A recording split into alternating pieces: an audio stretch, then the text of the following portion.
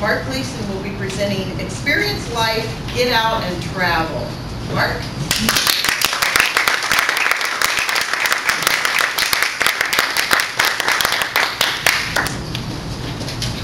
Thank you, Madam Toastmaster. Good morning, fellow Toastmasters.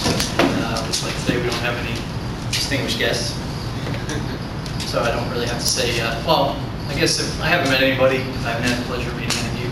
My name's Mark Gleason, and I'd like to welcome you today to my role, where I'm going to talk about my speech, Experience Life, Get Out and Travel. I grew up in the Cleveland area, and for about the first 20 years of my life, I don't think I'd really gotten outside of Ohio more than maybe a dozen times.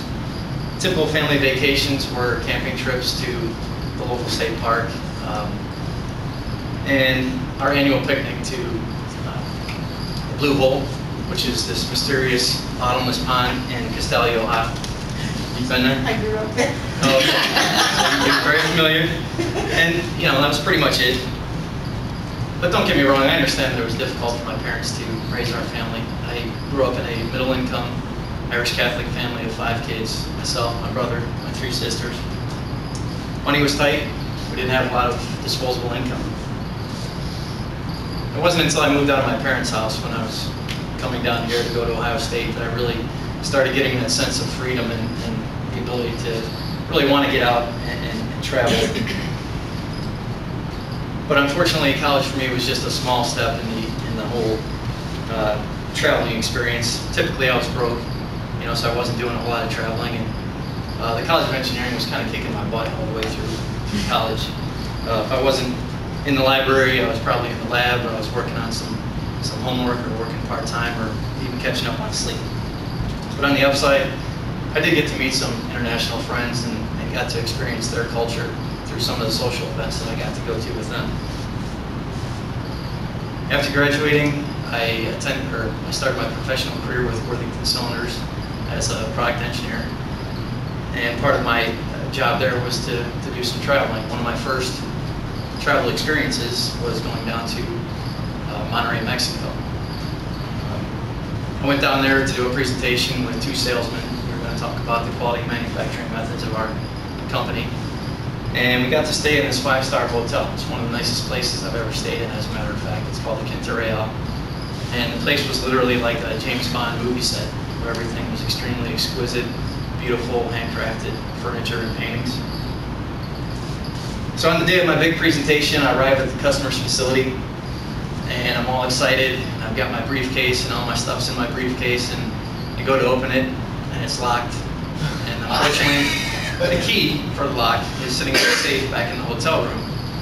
So needless to say, I'm pretty embarrassed at this point, so I was fortunate that we were at a facility where I could ask the plant manager if he had any bolt cutters, and he was able to find some, so we were able to get the presentation material out of there. But this is one of those perfect examples of how my lack of international travel experience and my paranoia about someone stealing all my stuff led to an almost disastrous situation. In the end, everything turned out fine, and it was just another memorable anecdote that I've got to share with you. And like many of you, we only get so many vacation days in a year, and I like to try to plan those out really well. And I've got a laundry list of places that I'd like to go and things that I'd like to do, but 2 that tend to trump any place that I want to go is music festivals and ski trips. Now, it's kind of funny that we mentioned Woodstock, because the first, not that I'm old enough that I went to Woodstock, but one of the first music festivals I went to was a few years ago. It's called Bonnaroo, and if you've never heard of it, it's very much like a Woodstock festival. It's in Manchester, Tennessee. It takes place in mid-June of every year. Basically, it's 100+ bands playing live music on numerous stages in front of 80,000 people over a 3 to 4 day period. There's so many reasons I can tell you that I think you should go to one of these things at least once in your life. But the 2 reasons I like to go are live music. I really enjoy live music. And if you do, you'll get to see a lot of bands that you're familiar with, but then you get to see a lot of bands that you've never seen or heard from, and they end up becoming maybe one of your favorites. And then the people. You'll see all walks of life when you go to these things. And unfortunately, festival goers tend to get the stereotype that they're either hippies or drug addicts. But in my experience, I've met lawyers, CEOs, doctors, and all kinds of great people, so it's a good experience. Now, as previously mentioned, I I enjoy skiing. And for any of you that enjoy skiing, I would encourage you that at least once in your life you should get out to either the West Mountains or the Northeast Mountains and try that. But just a word of warning, once you go out there and you come back to Ohio, skiing here is never going to be the same. So a couple winters back, my friends and I went to Whistler Blackcomb, which is a resort north of Vancouver, Canada. And every morning when you wake up, it's like one of those Folgers Crystals coffee commercials. You throw open the window, and this beautiful, brilliant ray of sunshine comes through the window over some snow-packed mountains. So immediately your energy level starts increasing. So you get dressed, you get all your equipment, you head out to the mountains. And after about 2 ski lifts in 45 minutes, you're at the peak of the hill, about 9,000 feet. And when you turn to look around, it's the most breathtaking view you've probably ever seen. Needless to say, you're going to have some picture taking for probably the first 10 minutes, and then you start skiing. And what's great is you can go down this hill, and there'll be fresh powder snow that nobody skied on yet. Or you can go down this hill over here that's got a nice groom snow, but what you don't have is that slushy, icy garbage that we have here in Ohio. Then at the end of the day, when your legs are burning because the muscles that you didn't even know that you had are worn out, you get to go what's called the après ski, which is French for after ski. And that's kind of like a little Irish pub at the bottom of the hill where you go and have a few pints, maybe a bite to eat. You get to sit around and talk with your friends about what a great day it was.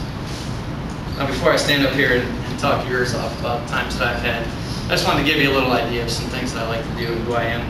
But there's an underlying message here, and it's if you have the means and an opportunity presents itself to go somewhere new or try something different, and as long as it's not morally or ethically outside your boundaries, then go ahead and try it. You never know what life will present. And until next time.